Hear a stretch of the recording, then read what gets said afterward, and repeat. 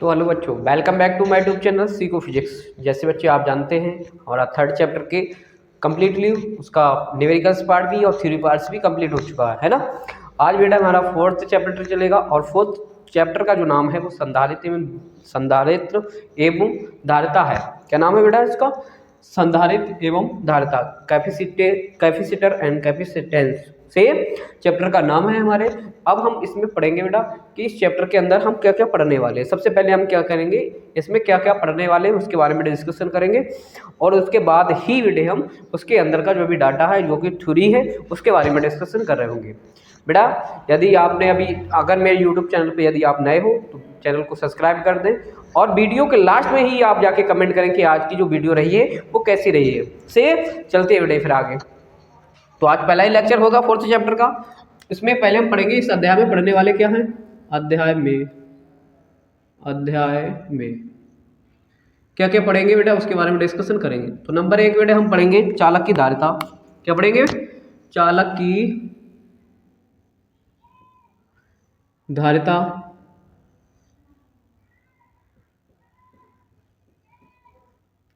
चालक की धारिता के बारे में डिस्कशन करेंगे। उसके बाद में बात करूं बेटा विलगित गोलीय चालक, विलगित गोलीय चालक, गोलीय चालक की विलगित गोलीय चालक की धारिता, इसके बारे में डिस्कशन करेंगे बेटा। उसके बाद आवेशित चालक, आवेशित चालक की स्थितिज ऊर्जा के बारे में डिस्कशन होगा। स्थितिज ऊर्जा से इसके बारे में डिस्कशन करेंगे। अगला पॉइंट क्या होगा बेटा? अगले पॉइंट के बारे में बात करेंगे आवेशित चालकों के संयोजन पर, आवेशित चालकों के संयोजन पर, चालकों के संयोजन पर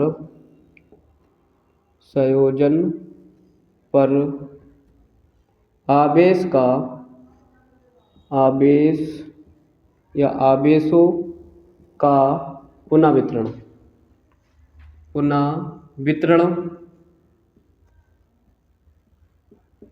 एवं ऊर्जा हानि से इस पे डिस्कशन करेंगे। उसके बाद भी बात करें बेटे क्या पढ़ेंगे उसके बाद पढ़ेंगे बेटा हम संधारित्र के बारे में। संधारित्र, ठीक है। क्या क्या पढ़ेंगे? चालक की धारिता पहला पॉइंट पढ़ेंगे। इसमें विलगित गोलीय चालक की धारिता के बारे में पढ़ेंगे। आवेशित चालक की स्थितिज ऊर्जा क्या होती है उसके बारे में डिस्कशन होगा। आवेशित चालकों के संयोजन पर आवेशों का पुनर्वितरण एवं ऊर्जा हानि क्या होती है उसके बारे में डिस्कशन।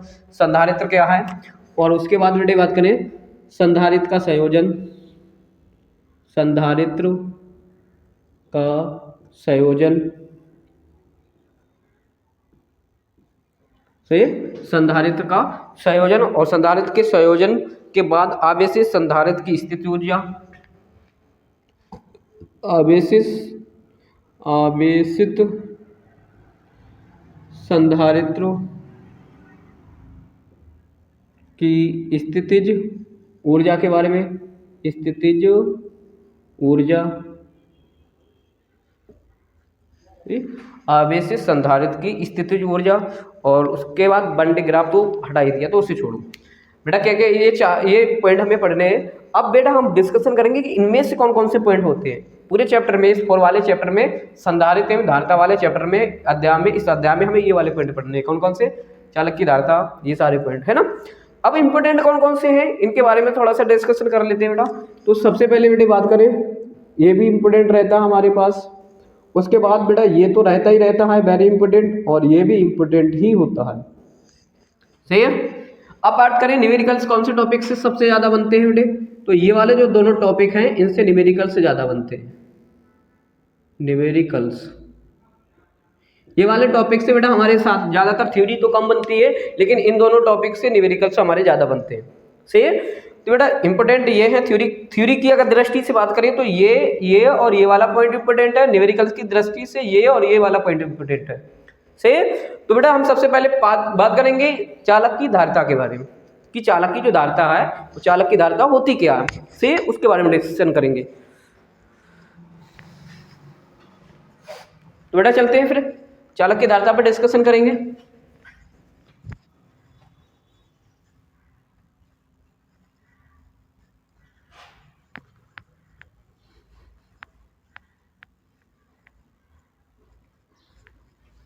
देखो बेटा आपको थोड़ा सा बताते हैं, कोई भी मेरे पास मान लिया मेरे पास एक ये बेलनाकार ड्रम है, ठीक है। तो अगर मैं मान लेता हूं इसमें मैंने पानी भरा, ठीक है, ये मान लिया बेलनाकार ड्रम है, बेलनाकार ड्रम है, ठीक है। अब ये बेलनाकार ड्रम है और इसकी जो क्षमता है पानी इसमें मैंने मान लिया, पानी इसमें मैंने भर दिया 40 लीटर, सही 40 लीटर। अब ये वाला है इसकी क्षमता है, मतलब इसमें अधिक से अधिक पानी कितना भर सकते हैं 40 लीटर, 40 लीटर। और मैंने एक और ड्रम ले लिया,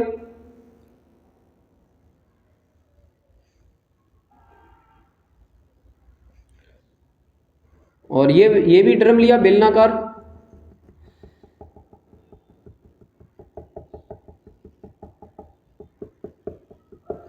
से और इसकी क्षमता मैंने मान लिया बेटा, इसकी क्षमता है मेरे पास 60 लीटर, ठीक है। इसकी जो क्षमता है वो 60 लीटर है। इससे ज़्यादा बेटा हम क्या कर सकते हैं, इसमें पानी को नहीं भर सकते हैं,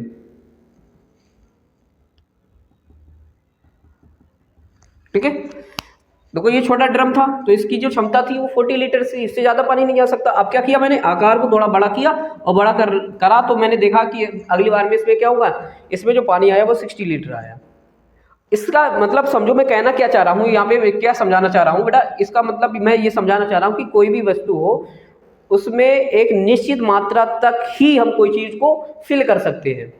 फिर उसी प्रकार से हमारे चालक होते हैं, अगर कोई चालक है तो अपनी एक निश्चित सीमा तक ही क्या करता है, एक निश्चित क्षमता तक ही क्या करता है, आवेश को ग्रहण कर सकता है, ठीक है। तो आवेश के ग्रहण करने की क्षमता ही, किसी भी चालक के आवेश को ग्रहण करने की क्षमता ही उसकी क्या कहलाती है, चालक की धारिता कहलाती है। बात समझ में आ गई। तो डेफिनेशन क्या बनेगी कि बोलेंगे कि किसी भी चालक के आवेश ग्रहण करने की क्षमता को ही चालक की धारिता कहते हैं। सही है, बात समझ में आ गई। बेटा लिखेंगे इसमें कि किसी चालक की आवेश ग्रहण करने की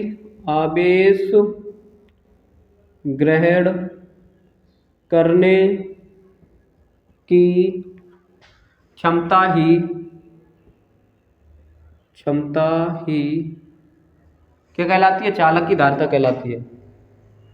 चालक की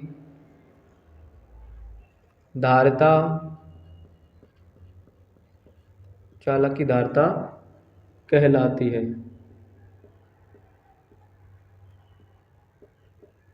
चालक की क्या कहलाती है बेटे, धारिता कहलाती है। तो किसी चालक की आवेश ग्रहण करने की क्षमता ही चालक की क्या कहलाती है, धारिता कहलाती है। से मैं मान लेता हूं, मैं ऐसे क्या लिख लेता हूं कि माना किसी चालक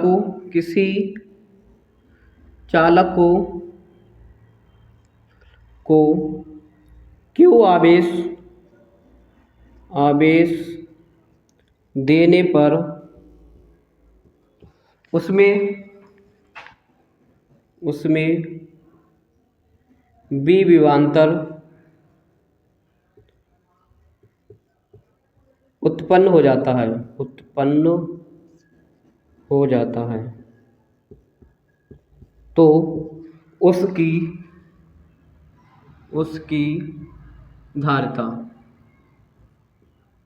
चेक करते बेटा। तो इसकी जो धारिता होगी वो क्या होगी, Q बराबर CV।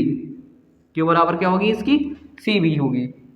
मतलब तो बेटा यहाँ पे C क्या है, C जो यहाँ पे है C को ही बोलेंगे, C एक नियतांक है, जहाँ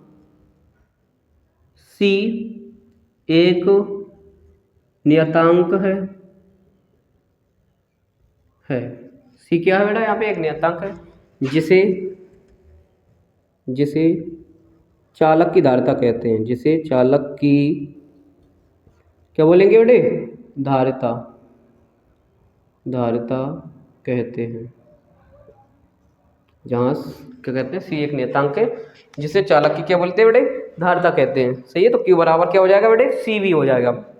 अब बेटा इसके बारे में अब थोड़ा सा हम बात करें तो इसका बीमीय सूत्र निकाल लेते हैं। इसका बीमीय सूत्र क्या होता है, तो बेटा इसका बीमीय सूत्र देख लेते हैं। स्पेस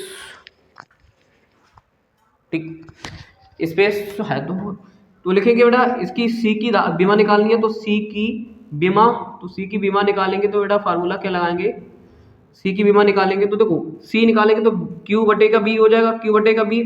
तो यहाँ से लिखेंगे आवेश की बीमा, आवेश की बीमा बटे किसकी, विभव की बीमा या विभवांतर की बीमा, विभवांतर की बीमा। ठीक है, तो यहाँ से अगर मैं वैल्यू रखूं, आवेश की बीमा क्या होती है, तो आवेश की बीमा होती है बेटा AT1। और विभवांतर की बीमा, तो विभवांतर की बीमा की बात करें तो M1 L² T माइनस का और A माइनस का 1 होती है। सही है, तो ये इसकी बीमा होती है। अगर मैं क्या करूँ, ये वाले पूरे नंबर्स को उठाऊं और ऊपर लेके जाऊं तो बेटा जो पावर प्लस की होगी वो माइनस की हो जाएगी। तो बेटा यहाँ पे बात बनेगी तो क्या, AT1 और इसकी वो ऊपर को लेके जा रहे हैं बेटे इसे, तो क्या हो जाएगा, M इनवर्स हो जाएगा और L माइनस का 2 हो जाएगा और T3 हो जाएगा प्लस का और A भी प्लस का हो जाएगा। तो यहाँ पे बनेगा बेटे, बात करें तो M, उसके बाद M इनवर्स और L माइनस का 2 हो जाएगा और T3 यहाँ पे और 1 ये T4 हो जाएगा, T4 और इसकी क्या हो जाएगा, T2 हो जाएगा। एक पावर है, एक पावर क्या हो जाएगी, 2 पावर हो जाएगी। तो इसकी जो बीमा होती है बेटे क्या होती है, ये होती है। ठीक है, तो सी की जो बीमा निकल के आती है वो ये होने वाली होती है। सही, अब थोड़ा सा बात इसकी सुन लो तो आगे बात करते हैं फिर। ठीक, चलते हैं बेटे।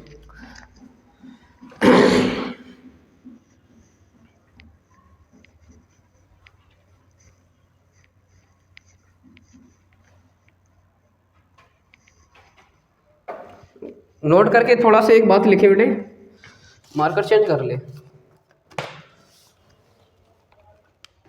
अरे आ जाओ भैया, क्या थी, हाँ नोट करके लिखना है बेटे आपको। क्या लिखना है नोट करके बेटे, देखो बात करें बेटा, जैसे कि हम अभी बात करें तो इसकी जो मात्रक होता है, इसका धारिता का जो मात्रक है, धारिता का मात्रक होता है फैरेड। अब फैरेड क्या होता है, बहुत बड़ा मात्रक होता है। ठीक है, तो बहुत बड़ा मात्रक होता है तो ये समान रूप से हम क्या करते हैं, धारिता को छोटे मात्रक के रूप में लिखते हैं। छोटे मात्रक कौन कौन से होंगे, तो पिको फैरेड और माइक्रो फैरेड में लिखते हैं फिर। सही है, अतः बोलेंगे, अतः धारिता का मात्रक, धारिता का मात्रक, धारिता का मात्रक फैरेड होता है, फैरेड होता है।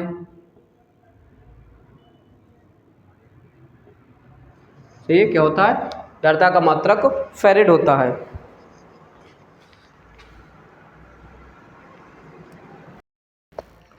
देखो बेटा, आता धारिता का जो मात्रक है फैरेड होता है ना। यह मात्रक कैसा होता है, बहुत बड़ा होता है। अब वही बहुत बड़ा मात्रक होता है तो हम क्या करते हैं, इसे समान रूप से, इसे समान रूप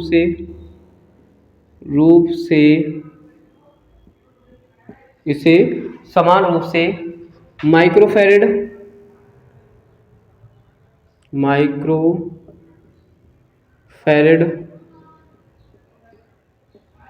या पिको फैरेड में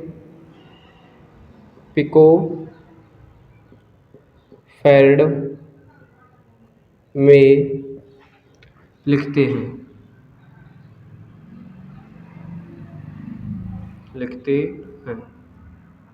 सही, किस में लिखते हैं इसे, माइक्रो फैरेड या पिको फैरेड में से लिखते हैं।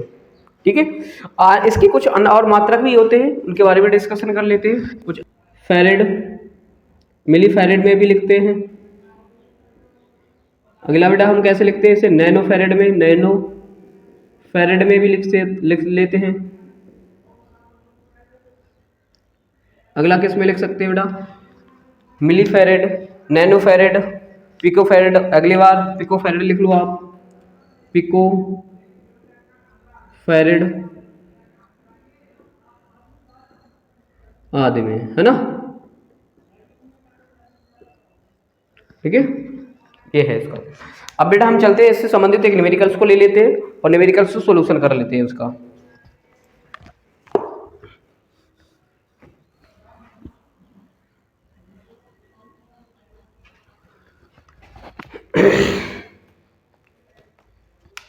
न्यूमेरिकल्स क्या कह रहा है इसका, न्यूमेरिकल कह रहा है 10 यदि C बराबर 1 माइक्रोफैरेड धारिता का एक संधारित्र अधिकतम वोल्टेज, यदि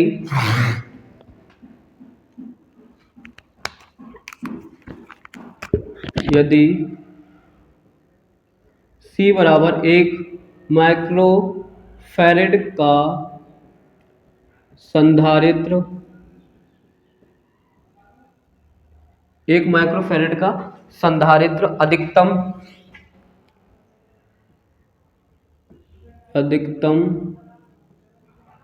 वोल्टेज B बराबर कितना दे सकता है, अधिकतम किलो वोल्ट वहन करता है, 6.0 वोल्ट वहन करता है, वोल्ट वहन करता है, ठीक। तो संधारित्र की आवेश की मात्रा ज्ञात कीजिए। तो संधारित्र के आवेश की मात्रा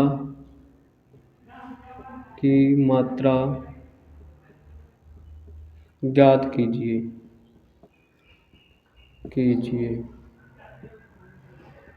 आवेश की मात्रा क्या करना है बेटे, हमें यहाँ पे ज्ञात करना है। तो बेटा लिखेंगे, तो C बराबर देखो बेटे हमारे पास कितना है, C बराबर दे गया है 1 माइक्रोफैरेड। अगला B बराबर के दिया है बेटा 6 वोल्टेज, ठीक। आवेश की मात्रा पूछी है, Q का मान पूछ लिया बेटे हमसे, सही है। अच्छा एक चीज और लिख लो, माइक्रोफैरेड को फैरेड में बदलेंगे तो क्या लिखेंगे, 1 × 10⁻⁻6 फैरेड। माइक्रोफैरेड से फैरेड बदलते हैं तो माइक्रो में 1 माइक्रो में कितने होते हैं, 10⁻6, ठीक है। तो बेटा हम Q बराबर निकालेंगे, तो Q बराबर हमने पढ़ा अभी फार्मूला CV, Q बराबर क्या पढ़ा है, CV पढ़ा है बेटे। तो Q बराबर क्या निकलेगा, C की वैल्यू रखेंगे यहाँ से, तो 1 × 10⁻6 और B की वैल्यू याद करें बेटे, B की वैल्यू मेरे पास 6 है, सही है। 6 की 6 से 1 से गुणा करेंगे तो 6 × 6 × 10 की पावर कितना हो जाएगा, -6 कूलाम।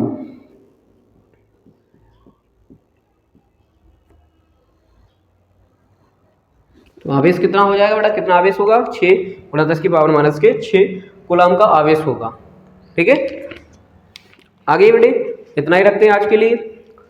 अगर वीडियो आपको पसंद आ रही हो बेटा तो आप कमेंट में अपना फीडबैक देखिए, सर आज की वीडियो जो रही है वो कैसे रही है, सही है।